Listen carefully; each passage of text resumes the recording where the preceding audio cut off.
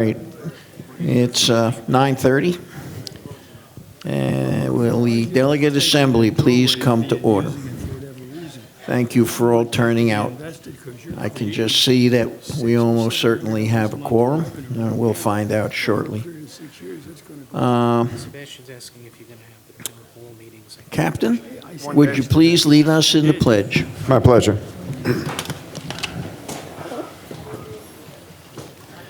I pledge allegiance to the flag of the United States of America and to the republic for which it stands, one nation, under God, indivisible, with liberty and justice for all.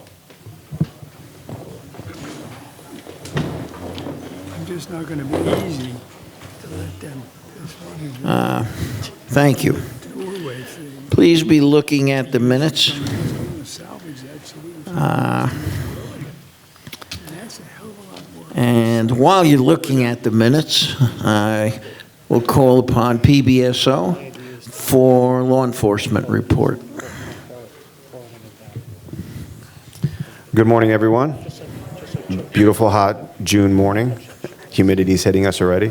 So I don't have too much to go over before I turn it over to Lieutenant Hill. Just want to remind everybody, hurricane season started. Hopefully everybody stocked up on their supplies with the sales tax holiday that the state of Florida provided for us. And if you didn't, it just, bit by bit, start stocking up, like Lieutenant Hill always suggests.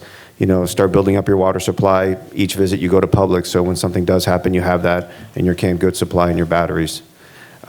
We had a busy month in May as far as activity. Lieutenant Hill is going to go over that. And I just want to continue to caution people about your driving behavior within the village. We stepped up traffic enforcement, and there's a lot of people that we ended up educating in May, and we'll see how that holds up. So please behave, respect everybody, and look out for one another. Okay, I'll turn it over to Lieutenant Hill. Morning, everyone. How everybody doing? We had one residential burglary reported. It was a little unusual. The resident reported that her deadbolt was found unlocked and the furniture was moved in the apartment, but nothing was reported missing. We had a disturbance with a visitor and one of the security officers at the gatehouse. It was a verbal dispute. Only one fraud this month, very good. Somebody opened a Sprint cell phone account in the victim's name, but it was caught and there was no loss suffered. 3 thefts were reported to us, 2 vehicle tags during the course of the month, and one resident reported a quantity of jewelry missing while she was in the hospital for a little over a month. No forced entry was found, so we're looking at who had access to the apartment in that. And 2 minor vandalisms reported, both minor scratches on cars, while they were parked in parking lots. Overall, not a bad month. We did unfortunately have 3 assaults this month. All of them involved neighbors. Two neighbors got into a dispute over some landscaping and pest control issues outside, and unfortunately somebody went to jail for that. We had a male that had a female guest at his house, and they got involved in a dispute. He went to jail. And we had apparently an ongoing neighbor dispute that got exceedingly out of hand. Somebody pulled a hatchet, and they went to jail as well. So other than that, very good. We had a big traffic month. Let me see, I can give you the numbers here real quick. 90 traffic stops, about 48 tickets, 37 warnings, and 1 crash. So please slow down. Stop signs are there for a reason. Does anybody have any questions for me? Yes, sir. What's the story on that turn right? Frank, can you come up to the mic?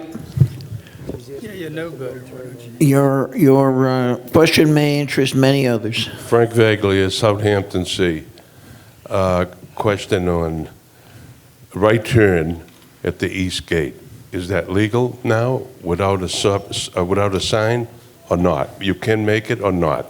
As far as I know, the sign was removed. I don't know by who, but unless it's posted, a right turn on right. Can't hear you. The question is, the apparent sign that mandated no right turn on red coming out of the Haverhill Gate has apparently been removed by the county.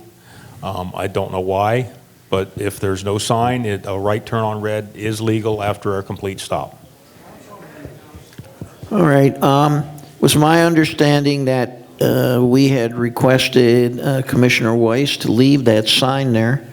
Put it back. Yeah, put it back.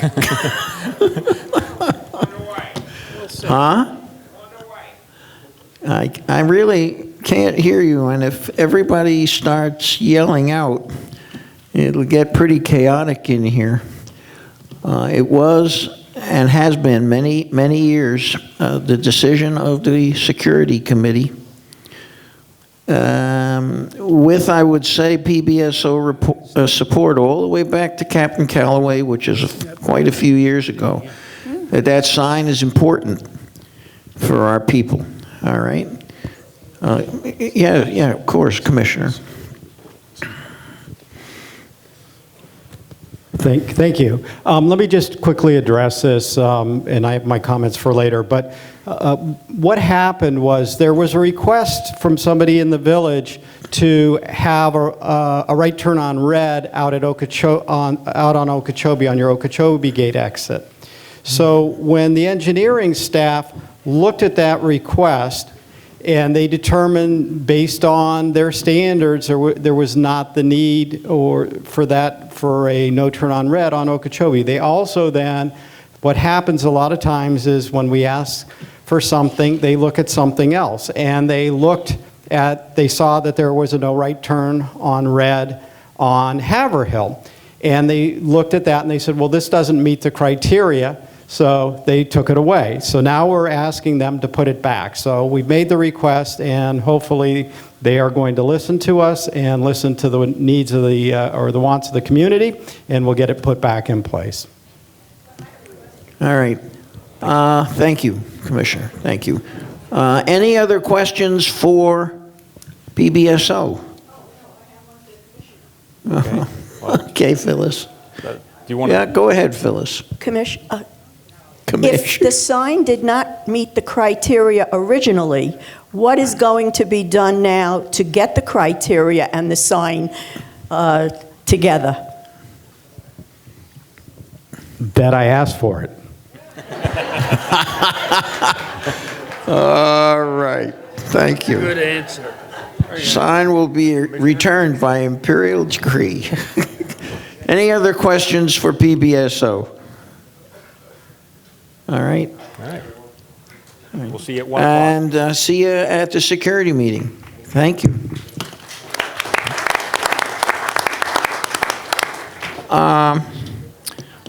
We are somewhat honored by having Congressman Brian Mast here. And we're going to call him up, but first I would like to hand over some donations for the honor flight. I think we have an honor flight director here. And if you're not aware, the honor flight is now taking Vietnam War veterans. So think about that. Yeah. Let's go out here where the photographer can see us. All right.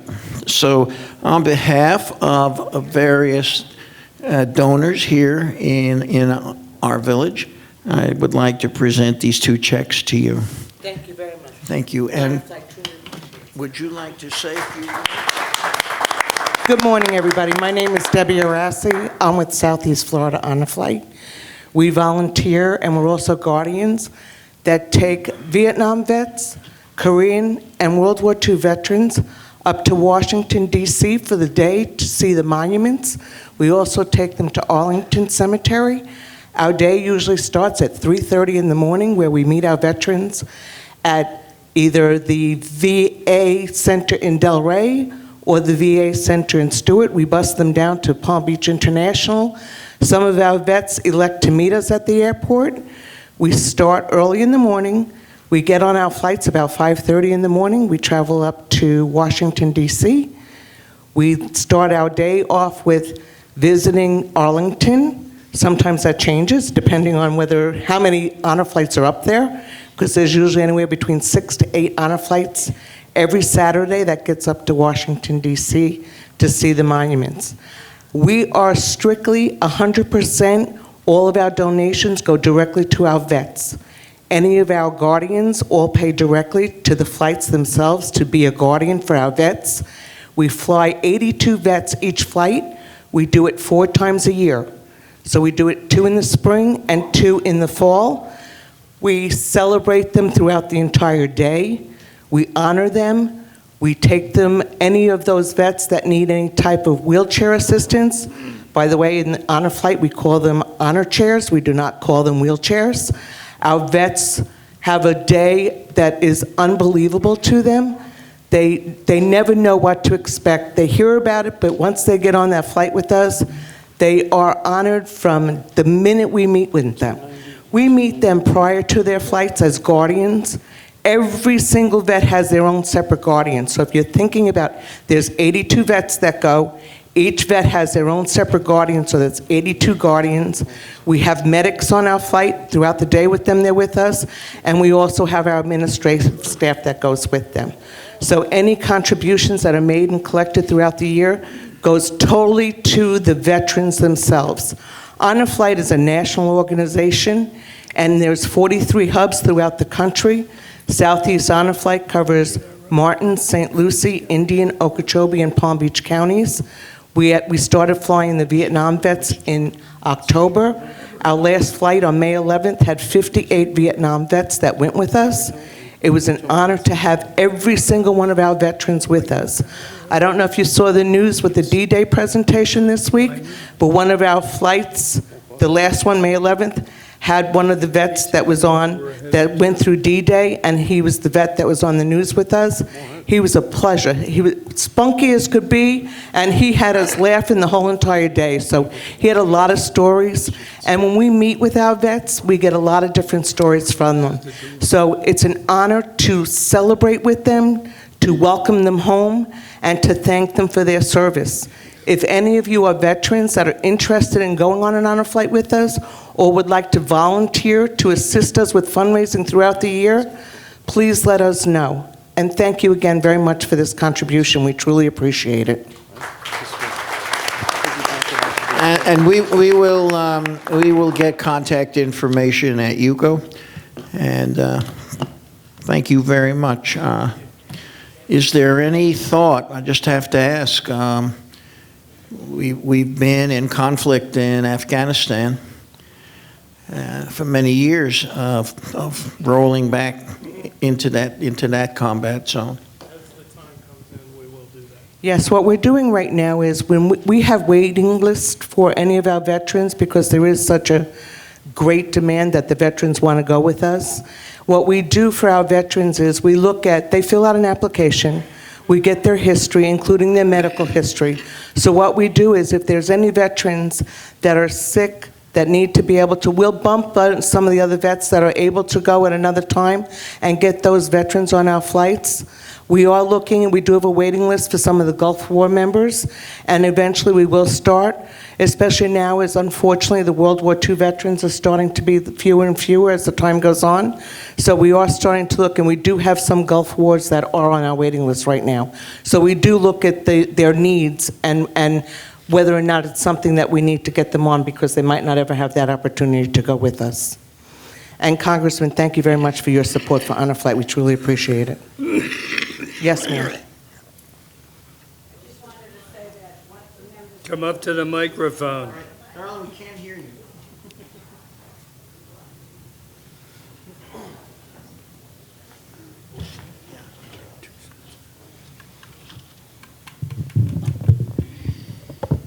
I just wanted to say that one of the members that went with you to Washington at one time passed away last week, Harold Cantor.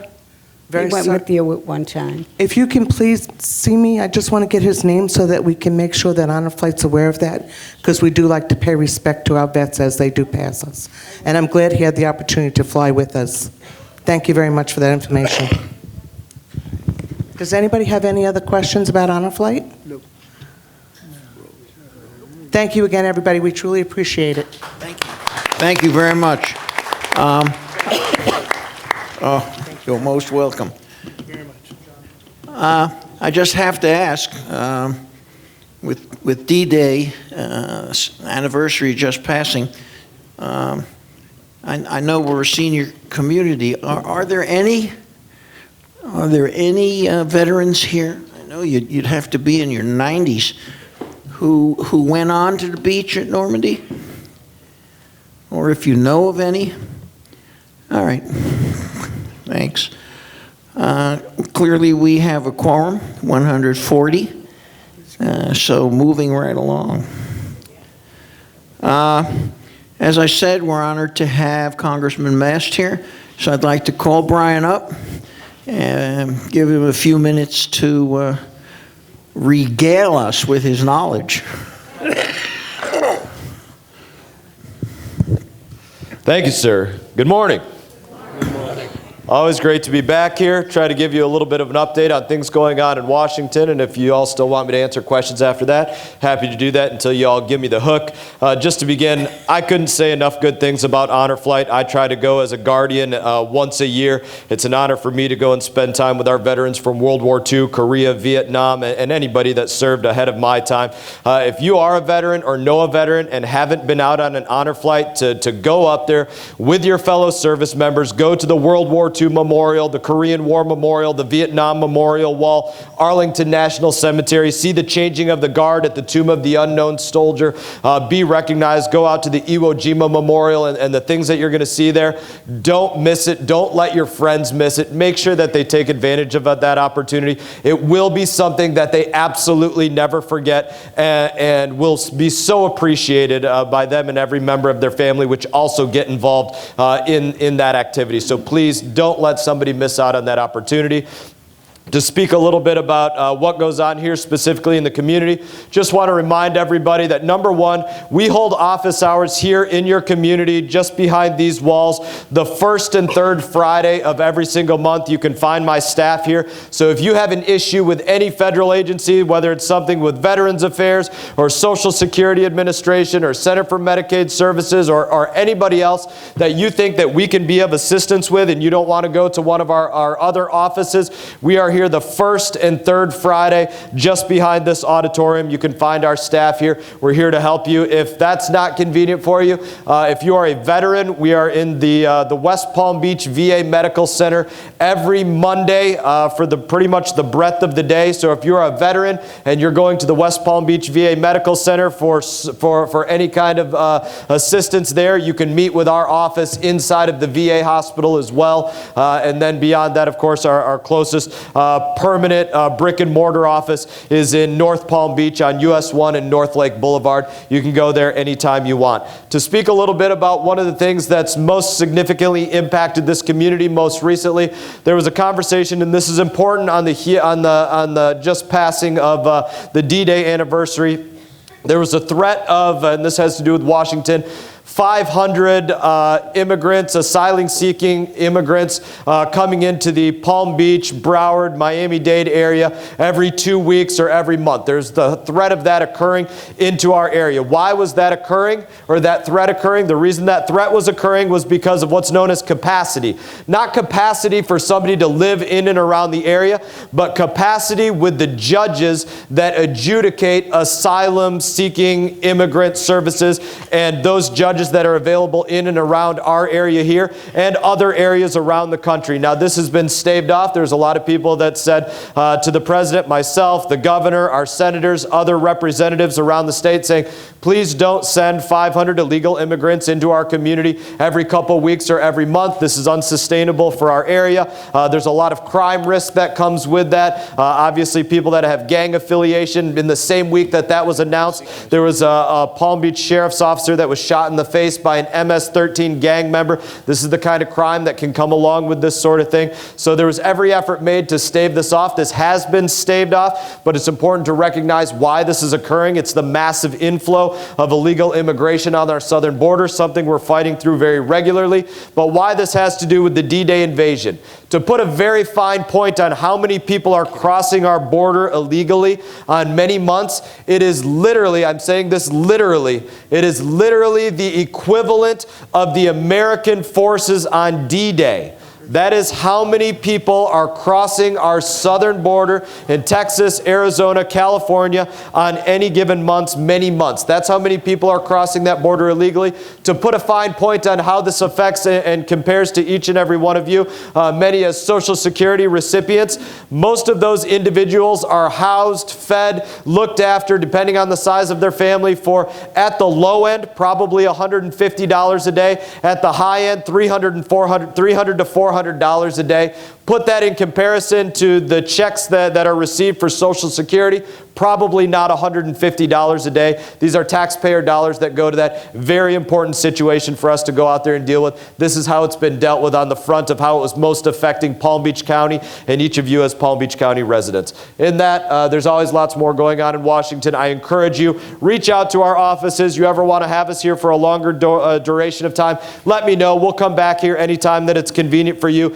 Answer questions for as long as it takes. I know we don't have that kind of time this morning, but always happy to come back here anytime and answer as many questions on you as you all have on any given subject. No holds barred. Doesn't matter. Happy to do it. In that, sir, if you want me to answer something, I will. If you don't, I'm happy to give you your microphone back.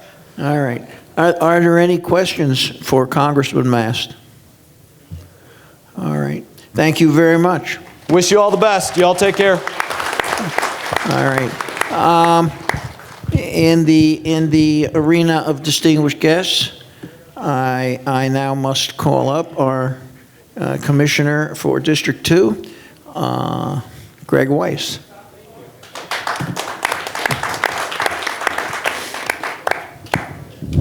Well, good morning. Oh, that doesn't sound very, what, everybody get up late? Nobody had their Wheaties this morning? All right, well, good morning. Thank you, that sounds much better.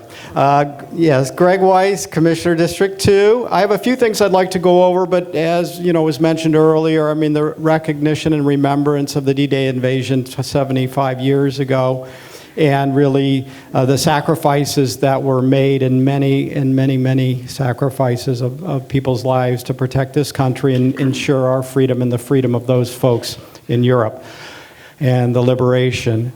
I have a friend in Century Village. Some of you may know him, Sam Oser. He is now 93, 94. He was a World War II veteran. He did not serve in D-Day. He was sent to the Pacific Theater, but he's still here. He participated in, he could not physically make the honor flight, but they have something called the virtual honor flight, where he was able to attend a ceremony up in Palm Beach Gardens, and they show a video, and they're able to see the monuments and so forth, and they have a party for them, and it was really a great experience, something that he's told me is one of the greatest experiences of his life. So there are alternatives too for folks that are not able to travel anymore. A couple things I want to go over with you today.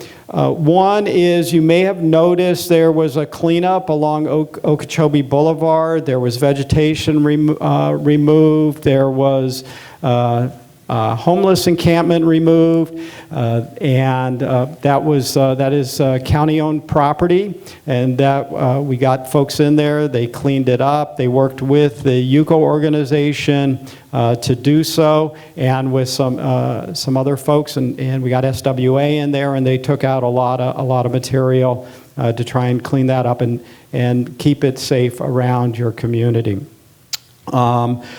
Also, as we're approaching hurricane season, again, reiterate the importance of making sure you have supplies. And when we talk about supplies, it's not only water, it's not only food, but if you have any pets, that you have pet food for them, and you have medicines for yourself, and making sure, anywhere. They recommend 3 days. I always like to say 5 days. You just don't know after a storm how quickly things can get cleaned up, and you have access to get your medicines and food. As that relates, though, recently we are, as we're getting ready for this hurricane season, one of the questions that I asked our EOC, and it has to do with the generators for the nursing and assisted living facilities, the generators that are now required. A few years ago, as you recall, there was a tragic situation in Hollywood, and part of the outcome of that was the state mandated that generators with enough fuel be put in place at these facilities. And there's been issues with getting the generators and getting... Thank you. That was our 3-minute. Oh, I'm done. Okay. Oh, wait. I'm not?